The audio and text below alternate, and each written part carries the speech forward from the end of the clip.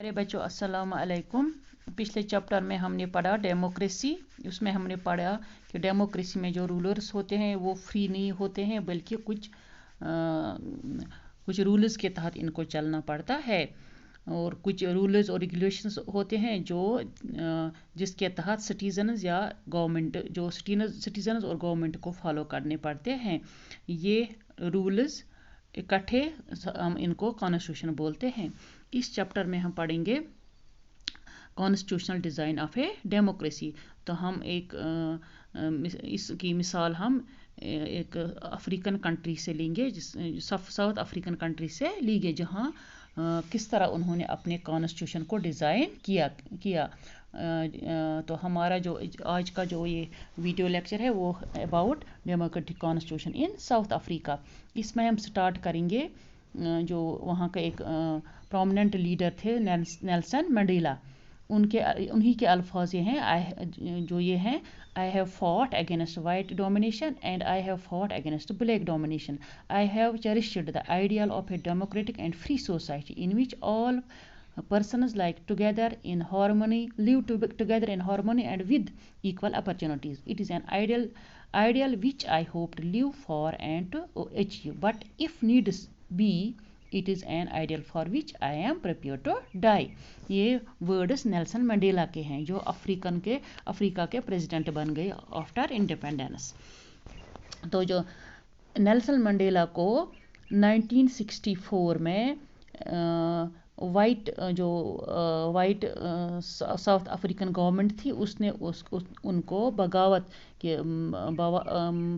के बिना पर इसने मुल्क के खिलाफ बगावत की, इनको जेल में भरा और बाकी जो इसके साथ लीडर्स उनके समेत इसको जेल में भरा।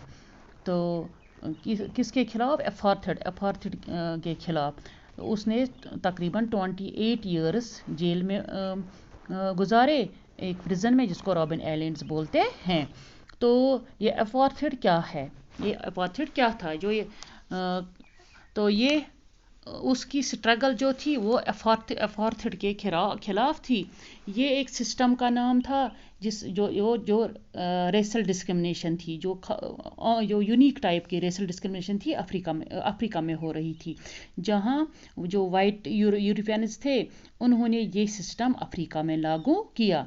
17th या 18th सेंचुरी में जो ट्रेडिंग कंपनीज यहाँ हिंदुस्तान में आ गई, इसी तरह अफ्रीका में आ गई थी। उन्होंने कब्जा किया अफ्रीका पर, जिस तरह वाइट्स ने या यूरोपियन वालों ने, ट्रेडिंग कंपनीज ने हिंदुस्तान पर कब्जा किया था। लेकिन वहाँ उन्होंने क्या किया, जो वाइट्स थे जब ये अफ्रीका में सेटल हो गए तो ये वहाँ के लोकल रूलर्स बन गए।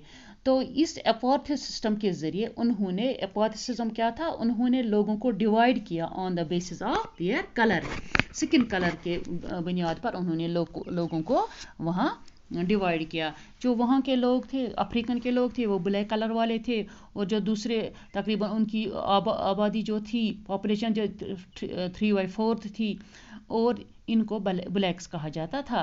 इसके अलावा और 2 ग्रुप्स रहते थे, जो एक वाइट, दूसरा मिक्सड रेस के लोग जिनको कलर्ड कहते थे। तो जो लोग माइग्रेट हुए थे इंडिया से वहाँ, और जो ये वाइट रूलर्स थे जो यूरोप से आए थे, जो असल में ट्रेडर्स थे, उन्होंने वहाँ के जो ब्लैक्स थे इनको इन्फीरियर समझते थे। जो नॉन वाइट्स थे वहाँ थे, इनको कोई भी हक हासिल वहाँ नहीं, वोटिंग राइट न कोई राइट हासिल था।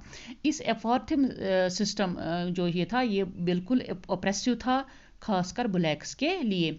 उनको मना किया जाता था कि इनको इजाज़त ही नहीं थी कि वो वाइट्स के एरियाज़ में रह सकें। उनके पास परमिशन होनी चाहिए, तब वो वाइट्स के एरिया में काम कर सकते थे। इनको इजाज़त नहीं थी ट्रेन्स में या बसेस में, टैक्सीज़ में, होटल्स में, हॉस्टल्स, स्कूल्स, कॉलेज या लाइब्रेरीज या सिनेमाज में या बीच में या स्विमिंग पूल इस्तेमाल करने का इनको इजाज़त ही नहीं थी कि वो इन जगहों पर या पब्लिक टॉयलेट इस्तेमाल कर सकते।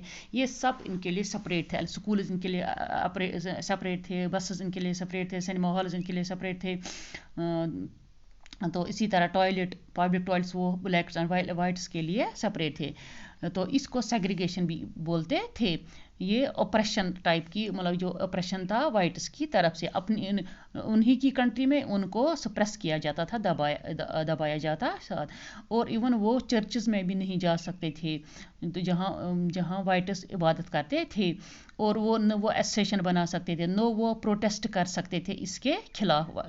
तो इनके साथ बड़ी मतलब क्रुएल्टी के साथ इनके साथ पेश आते थे वाइट लोग। 1950 से लेकर जो ये ब्लैक्स थे और ये कलर्ड इंडियन जो थे, ये इस अपार्थाइड सिस्टम के खिलाफ लड़ते गए। उन्होंने स्ट्राइक्स की, प्रोटेस्ट्स की, उन्होंने वहाँ वो एक कांग्रेस बन गई था, अफ्रीकन नेशनल कांग्रेस, उस ऑर्गेनाइजेशन के अंडर ये उन्होंने स्टार्ट किया इस अपार्थाइड सिस्टम के खिलाफ लड़ने का, और उनकी जो पॉलिसीज़ थी, सेग्रीगेशन पॉलिसी, उसके खिलाफ लड़ा। इनमें से बहुत सारे जो वर्कर्स थे, यूनियंस थे, कम्युनिस्ट पार्टीज थी, जो इकट्ठे मिलकर इनके खिलाफ, इनवाइट्स के खिलाफ आवाज़ उठाई, उनकी पॉलिसीज़ के खिलाफ आवाज़ उठाई। इवन जो बहुत सारे सेंसिटिव वाइट्स थे, उन्होंने भी इस ANC में ज्वाइन किया, अपोजिशन की इस अपार्थाइड सिस्टम की, और लीडिंग रोल अदा किया। तो बहुत सारी कंट्रीज़ ने इस अपार्थाइड सिस्टम को अनजस्टिस भी कहा और रेसिस्ट क्या, लेकिन रेसिज्म भी कहा।